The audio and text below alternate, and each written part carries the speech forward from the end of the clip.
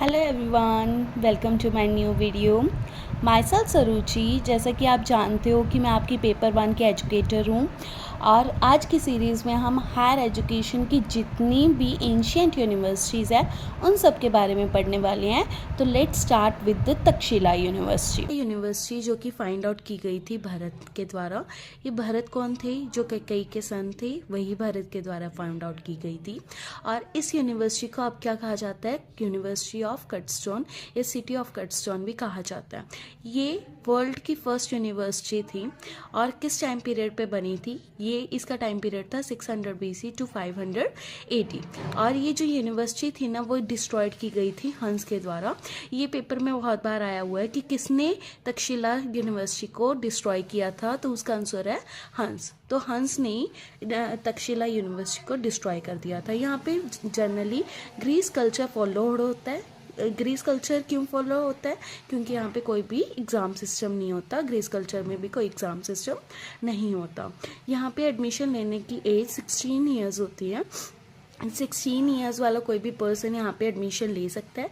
और फ़िलहाल की यूनिवर्सिटी तक्षशिला यूनिवर्सिटी रावलपिंडी पाकिस्तान में है। आजकल ये यूनिवर्सिटी किस लिए फेमस है? ये फेमस है ब्रह्मानिकल और बुद्धिस्ट एजुकेशन के लिए फेमस है। मेनली ये ब्रह्मानिकल और बुद्धिस्ट एजुकेशन पे ही पॉपुलर होती है ये वाली यूनिवर्सिटी। इसके स्कॉलर्स कौन है, ये भी अपने पेपर में पूछा जाता है। तो कौटिल्य जो कि अर्थशास्त्र में है, पनीनी ग्रामरनियन है और संस्कृत इन्होंने अडॉप्ट किया हुआ था। चरक मेडिसिन में है। विष्णु शर्मा पंचतंत्र है। ठीक है, ये सारे के सारे PYQ आए हुए थे अपनी।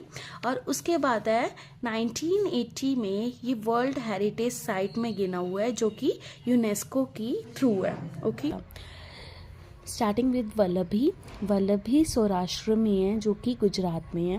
और इसका टाइम पीरियड क्या था, कब वल्लभी बनी थी? 600 CE से, और कब तक ख़त्म हो गई थी? 1200 CE। और ये डिस्ट्रॉयड किसने करी थी? हंस ने डिस्ट्रॉयड करी थी। और हंस ने क्या डिस्ट्रॉय किया था? वल्लभी यूनिवर्सिटी को डिस्ट्रॉय कर दिया था। ये इस वल्लभी यूनिवर्सिटी को विज़िट करने के लिए हैंगसेंग आए थे, एक टीसेंग आए थे। और ये कई बार PYQ में पूछा गया है कि टीसेंग कौन सी यूनिवर्सिटी को विज़िट करने के लिए आए थे, तो उसका आंसर क्या है? वल्लभी। और सब्जेक्ट्स कौन कौन से यहाँ पे स्टडी करवाए जाते हैं? एक इकोनॉमिक्स, एक मेडिसिन और एक लॉ। ये वल्लभी इंडस्ट्री जो ये अपनी यूनिवर्सिटी है, ये अब डिस्ट्रॉय तो हो गई थी। अब इसे स्टार्ट कब किया गया था? 2017 में स्टार्ट किया गया था। तो ये सब हमारा किसके रिगार्डिंग है? वल्लभी के रिगार्डिंग है। ऑन एन एवरेज आपको क्या लर्न करना है कि वल्लभी सौराष्ट्र गुजरात में है, डिस्ट्रॉय हंस ने किया था। टीसेंग इसे विजिट करने आए थे। और इसमें अंदर सब्जेक्ट्स कौन कौन से हैं? इकोनॉमिक्स, मेडिसिन और लॉ।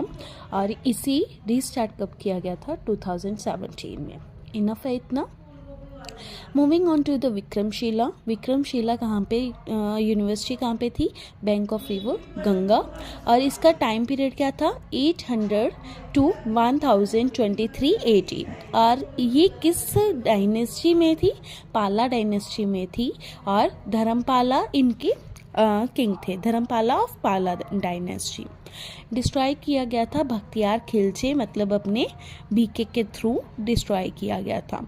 यहाँ पे कौन स्टडीज़ के लिए आते थे? मॉन्क आते थे और इनका तिब्बत से कनेक्शन था।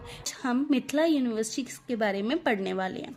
मिथिला यूनिवर्सिटी में राजा जनक के द्वारा बनाई गई थी और राजा जनक ने यह होल्ड करी थी। यहाँ पे रिलीजियस कॉन्फ्रेंसेस होल्ड करते थे राजा जनक, जहाँ पे ऋषिज लर्न करते थे और पंडित रिलीजियस डिस्कशंस करते थे।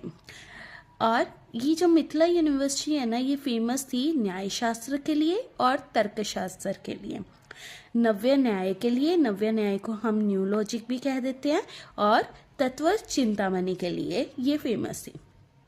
और ये जो मैंने अभी बताया है ना, ये हमारे PYQ पक्का पार्ट रह चुका है। हम नालंदा यूनिवर्सिटी के बारे में पढ़ने वाले हैं। तो लेट्स स्टार्ट।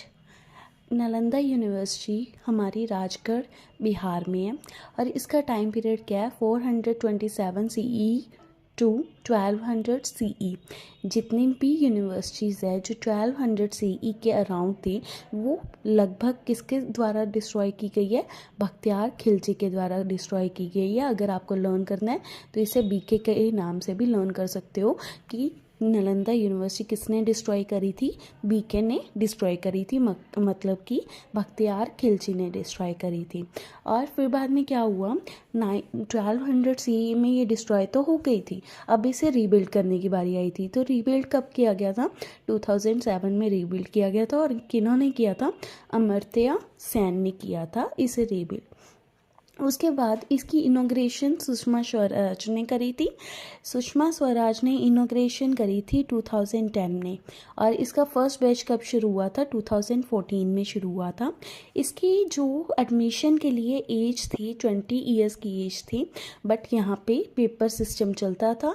जैसे कि आपने पढ़ा था पिछली वीडियो में कि तक्षशिला यूनिवर्सिटी में कोई भी एग्जामिनेशन सिस्टम नहीं था, बट यहाँ पे था। और यहाँ पे पासिंग परसेंटेज भी चाहिए थी।